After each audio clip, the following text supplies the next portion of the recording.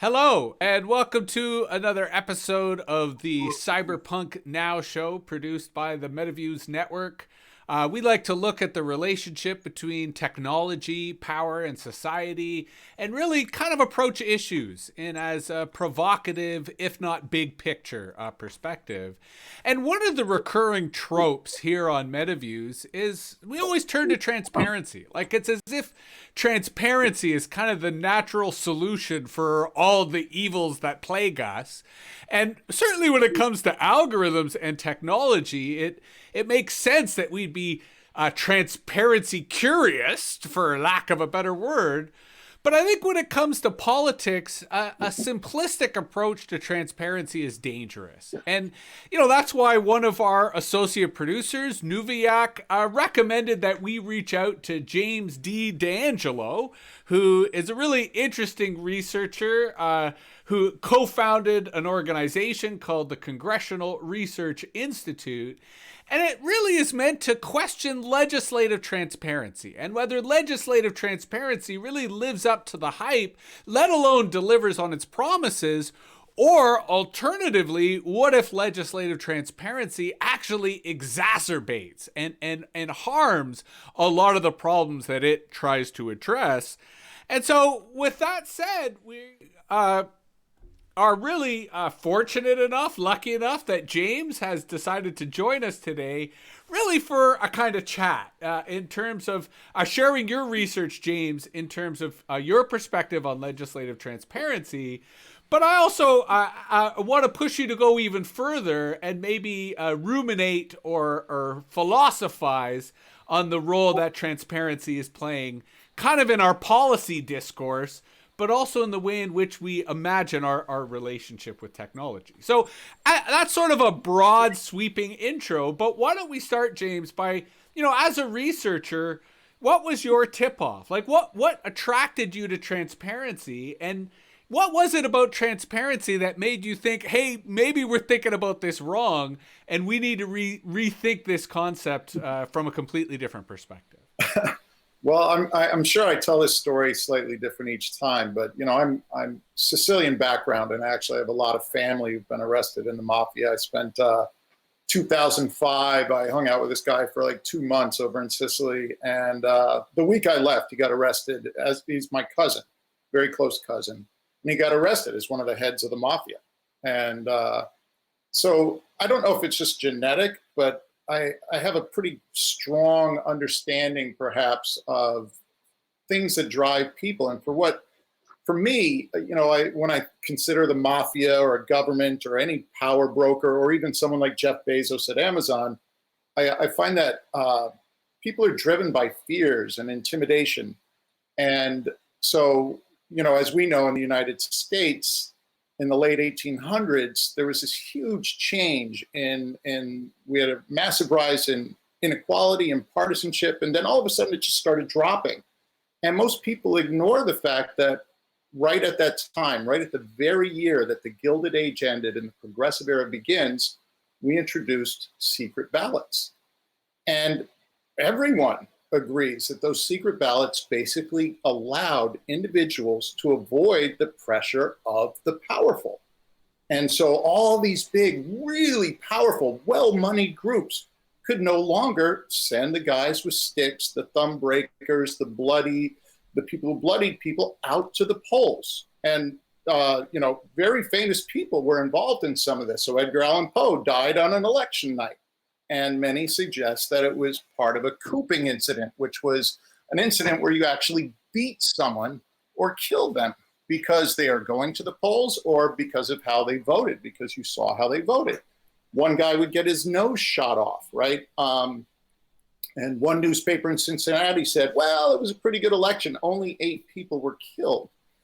And so we love to focus on this notion of bribery, but bribery it's just the crappiest of all methods of getting something done. So, I'll go into that a bit in a second, but carrying this forward, we sort of had a very sort of telling event recently, and I don't care if you come from the right or the left. We saw this impeachment vote on Donald Trump. And in this impeachment vote, if you followed it sort of as I did, you saw that many pundits on both the right and the left. So you had Republican and Democrat members of Congress saying that if the vote was secret, Trump doesn't stand a chance. So he's going to lose. And many suggested, even a Republican Senator, Jeff Flake, suggested 30 to 35 of the Republican senators would flip on him. But because it's public, they're terrified. Now everyone was like, oh, they're terrified because these rioters are going to come in and kill their family. I think that's a little overblown, though the threat of violence was there. I think it's more that a member of Congress doesn't want to be unseated, because in almost every case, if you're unseated, you're going to be replaced by someone who's your direct opposite. So whether you like a Republican or not, they're terrified of being unseated, because it means you've done the worst service to your constituency, which is you basically handed the reins over to someone who's the opposite of you. So if you're pro or against climate legislation and you're a legislator, and you get unseated, that is the worst thing that can happen. So a lot of these legislators, everyone calls it bribery, right? They accept bribes, though there's zero evidence that they're accepting bribes on anything. Not zero. Some legislators every year get indicted for bribery. So we've got 8,000 sort of federal and state legislators. But when they get indicted for bribery, it's always on the most ridiculous thing. It's like on dad's dock or a postal thing where they mailed something to their grandmother. It's never on a healthcare bill or something like that. And on the federal level, we're just not seeing bribery at all. So it's one of the easiest things to turn up in the evidence, and it just never appears.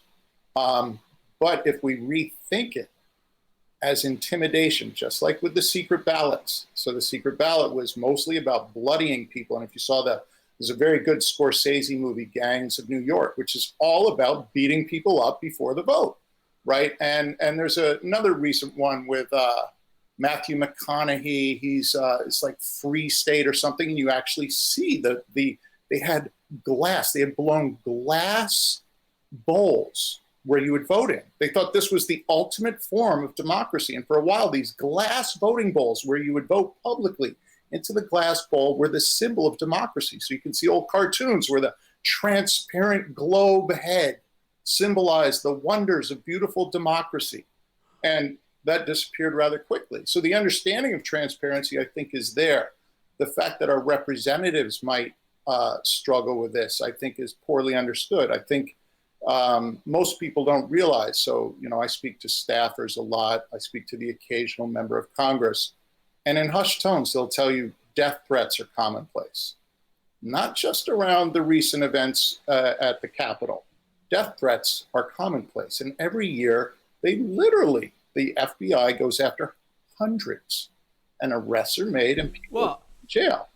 And perhaps this is where social media makes those threats more visible. And sort of to your point, highlights the intimidation, highlights the bullying, and highlights the way in which not just, elected officials, but their staff, right? And the people who support them on a policy level, that there really is a kind of, not so much a culture of fear, but a culture of outrage that fosters then a culture of fear, right? Especially when it comes to standing up to, whether it be really loud voices or literal mobs in terms of people who have organized around particular issues. Right. And if we look at it purely mathematically, so in the last 10 years, a dozen members of Congress have run and hidden from flying bullets. 2 of them have been hit. So the real threats are there. And so those are threats really, I would say, from the public, right? So the mob aspect of the public that concerned the framers so much that they actually put secrecy into the Constitution, Article 1, Section 5, because they were so terrified of the masses. And what most of us don't realize, we're like, oh, the people are great, except we really don't like anyone in our neighborhood or in our apartment building. But the people are great. Right. But if you go back to Aristotle, he said there's 3 types of government that are easily corruptible. One is an oligarchy, one is a monarchy, and one is a democracy. Because democracy is so susceptible to anger and passion and demagogues.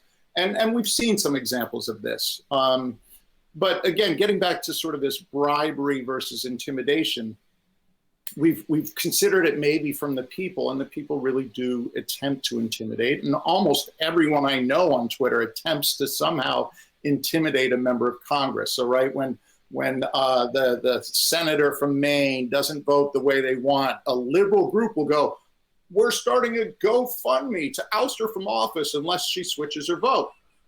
Well, that's actually really beautiful when I see that, because that is exactly how money in politics is done, right? So everyone misunderstands. They'll, "Oh, I gave that guy $1,000 and he changes his vote for me." We see no evidence of that.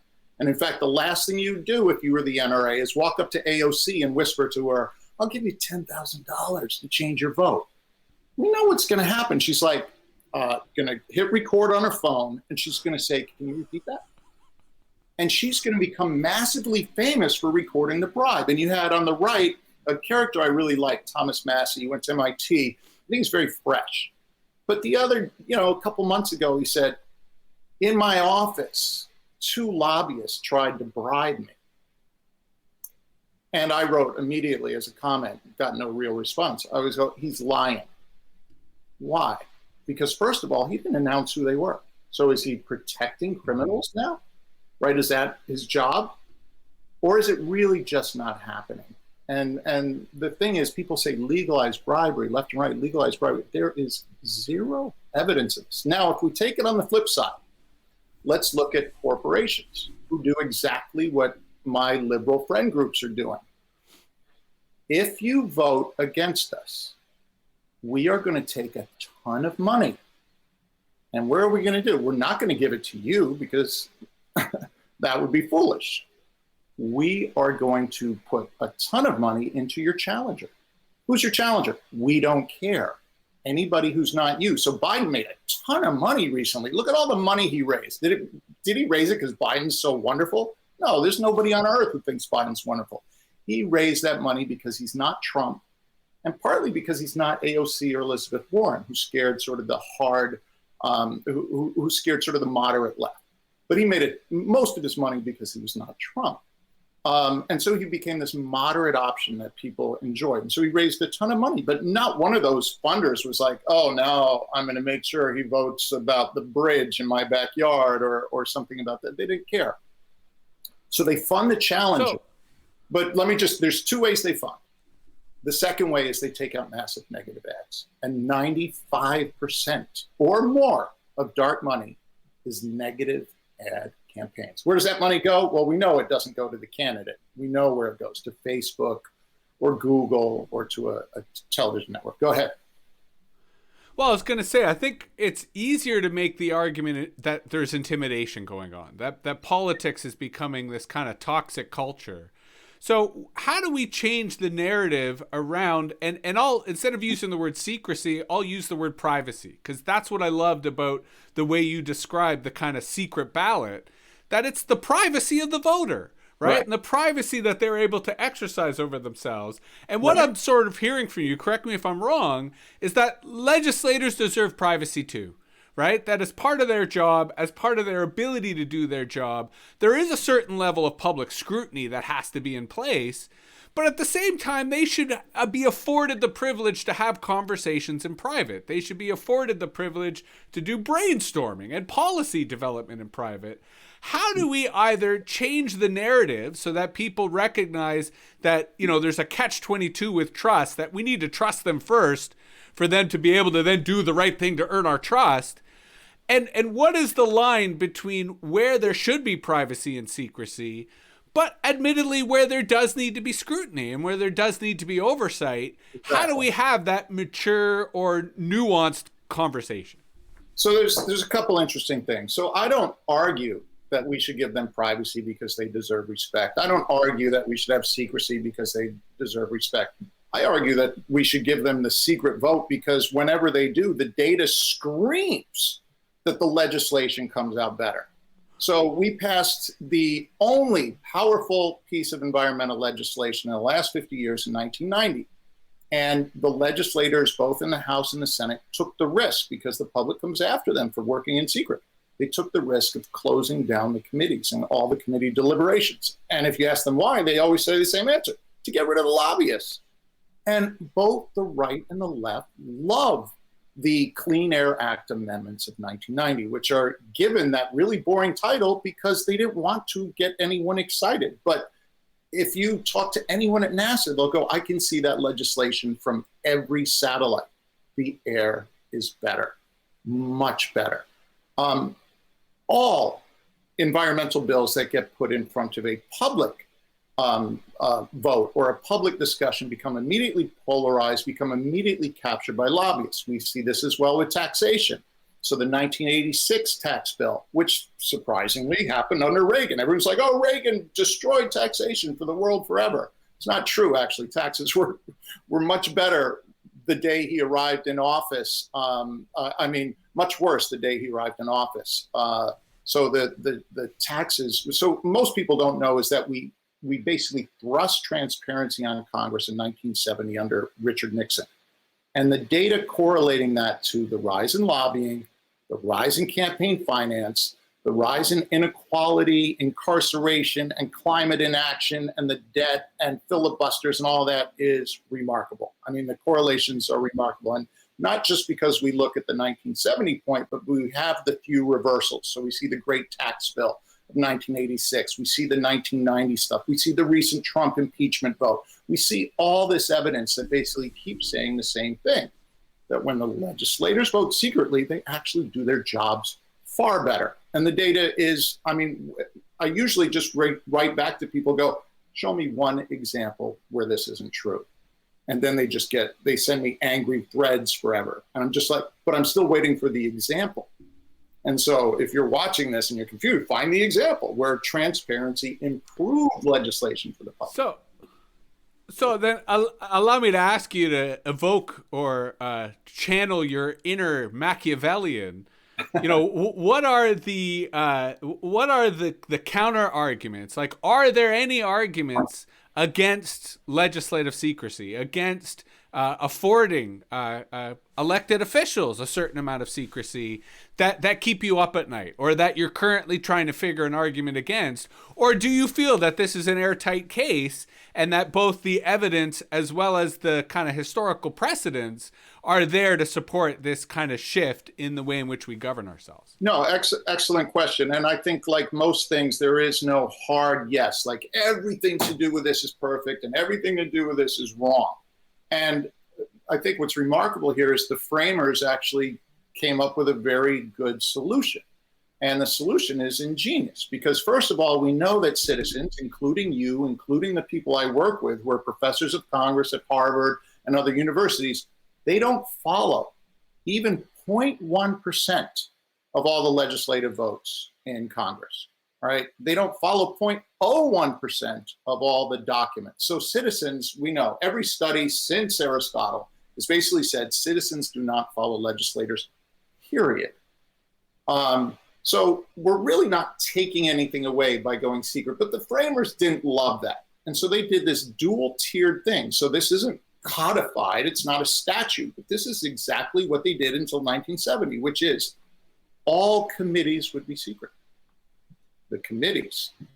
And so legislation would move through the committees, and it would go through this ingenious thing called the Committee of the Whole, which could reject legislation but could not pass it.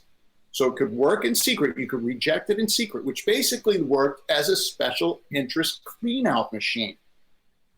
And then the final vote was always, and still is, public. And so we get two types of votes on every piece of legislation. There isn't a single bill that would come out of Congress based on our recommendations, based on the framers' actions, that wouldn't have a public vote or a public discussion. So you get the best of both worlds. And I personally, I couldn't imagine anything more fun than I've seen the impeachment vote being done both ways. So a secret vote and then a public vote.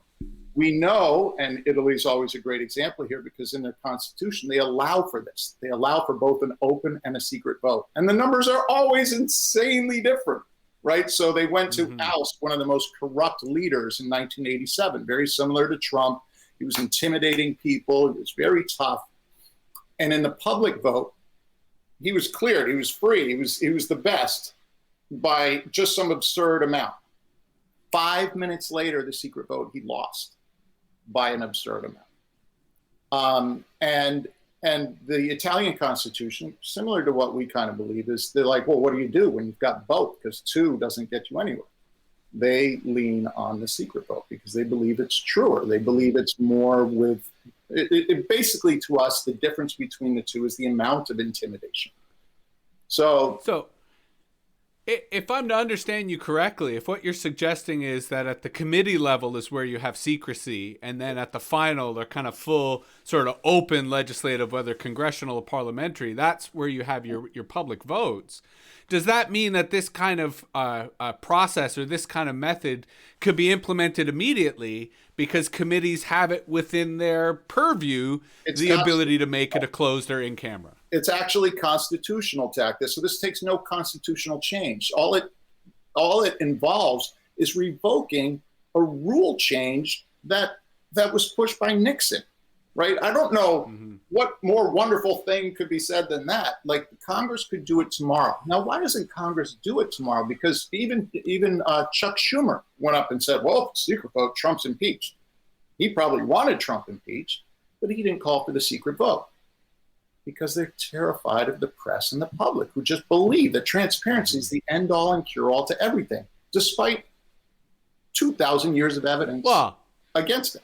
I think the press has a vested interest in transparency because it's the fodder for news articles, right? It's the same way that the press has an incentive in polarization because it increases the drama, it increases the emotion. It's more likely people will tune in and watch the news. Right. Now, obviously, right. And you know, we're in a bit of a different world in which increasingly people are getting their news from social media. They're going direct to the source, right? They're connecting directly to politicians. They're connecting directly to activists or advocates or industry. Right. So where's the opportunity, or what is the narrative challenge for you in the Congressional Research Institute to frame this in the way that you, I think, have successfully done today, that this will get us better outcomes. This will get us better policies, better laws, better government. The data's remarkable.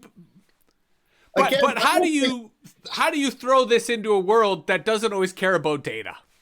But I think, again, let's look at the numbers. So we don't need to argue it passionately. You said that the press would be bummed out because we removed them from something they are covering. They are not. They do not cover congressional committees. We do not see articles on congressional committees. There isn't a single member of the press who's following 0.1% of congressional committees. And this is where it all gets corrupted. This is where you change the word from should to shall with the lobbyists in the room. In 1970, the lobbyists were in the lobby. There's no place more that they hate to be. So they go home when you put them in the lobby. And the few times in history, 1986, 1990, when they were pushed in the lobby, they went crazy. They were furious. This happened even recently, 2013. It happens all the time. And they go nuts. But the press isn't the one getting kicked out of there. Press isn't there. I sit in congressional committees all the time just for curiosity or to see people or whatever. Never see a member of the press. Do I see lobbyists? Oh, hell yeah. Right? And do I see on the woman's phone, she's counting exact votes and sending it to her boss? And who is a lobbyist, really? They're just mercenaries working for Jeff Bezos or the Kochs or oil companies or pharmaceutical companies or Saudi Arabia or Israel, all these organizations who, as soon as they get that information, are going to run their negative attack ads, right? And so they're not going to go, oh, maybe we should bribe that guy. Well, give me a break. Like, it's not going to work, right? Bribery is just... no mafia person has ever bribed anybody, you know. So who do you think, who are your allies, or who are the people, who are the low-hanging fruit from a persuasion perspective in terms of the people, whether inside of Congress or outside, who you think are going to get behind this idea that there needs to be, on the committee level, a culture of secrecy, a culture of productivity, even, you could reframe it? It's a good question. I mean, when we started really pushing this in 2015, our allies were zero. They were nowhere. That's changed dramatically. So there's been a lot more articles about this.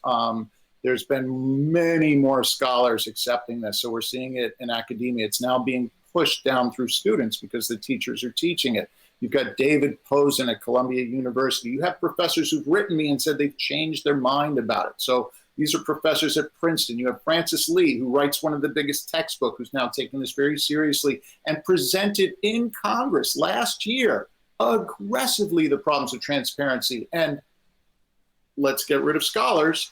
The people who supported her talk the most were the legislators. They all get it. They know the answer is if they can get all these people belittling them off their back and terrifying them off their back, they could write better legislation. And keep in mind that when you're in public, and Madison said this, Madison had been in legislatures forever when he was 39 and wrote the Constitution, been working in Virginia forever.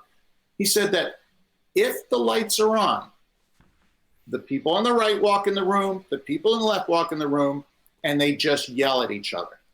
You shut the door and they just go, hey, what are we going to do? Let's get this solved. And they work across the aisle and they figure things out. But they can't afford to look like they've changed their minds. And Madison said this very clearly when asked about why they wrote the Constitution in 3 months of abject secrecy. Wax on the windows, curtains, armed guards. So, I mean, if we just want to take their understanding and keep in mind, these are people who thought about legislatures forever.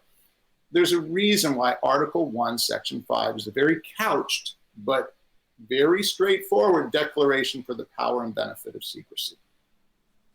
So, I mean, we're pretty much out of time, but I kind of need to ask you to extrapolate this to a higher level, because I introduced this by saying I think we sort of fetishize transparency blindly without looking at its cause and effect and without looking at the consequences of having such a, you know, to paraphrase what you've been saying, a highly intimidating, a highly bullied environment.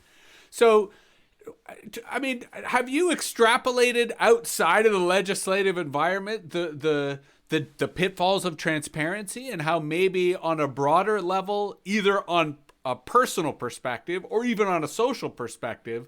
Because, you know, as an aside, I spend a lot of time right now on Twitch and learning how people use it.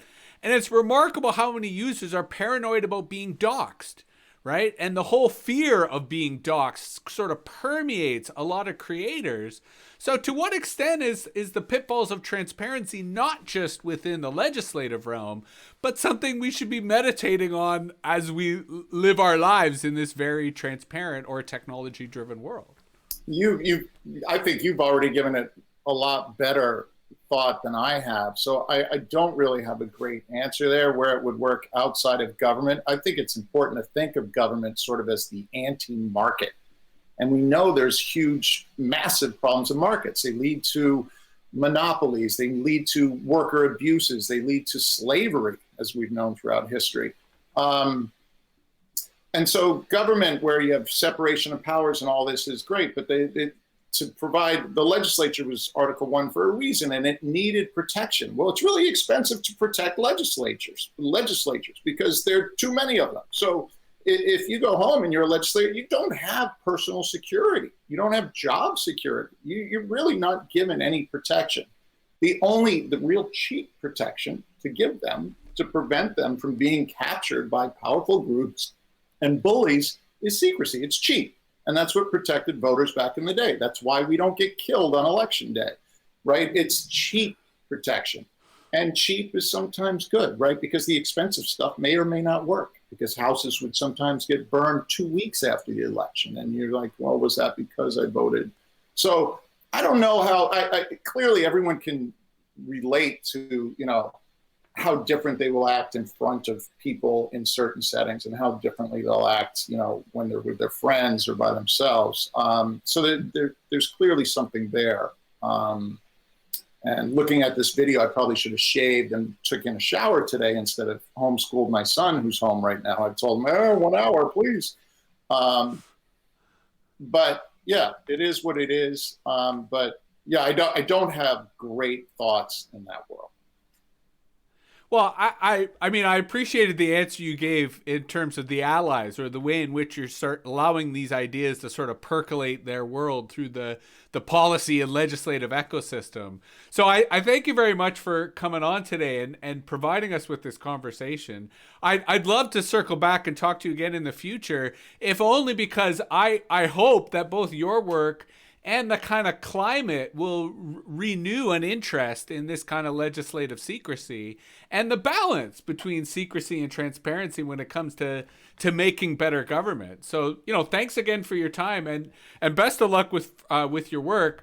I will, of course, point people to the Congressional Research Institute as the place where James does a lot of his work and co-founded.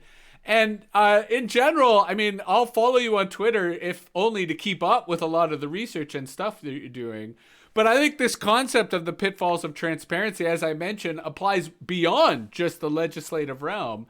And perhaps some of the work you're doing will provide insights for all of us, and not just those in the Sicilian mafia, but those who appreciate kind of the role of secrecy in general as part of a natural human lifestyle. So thanks again, James. Thank you for having me. I really enjoyed it.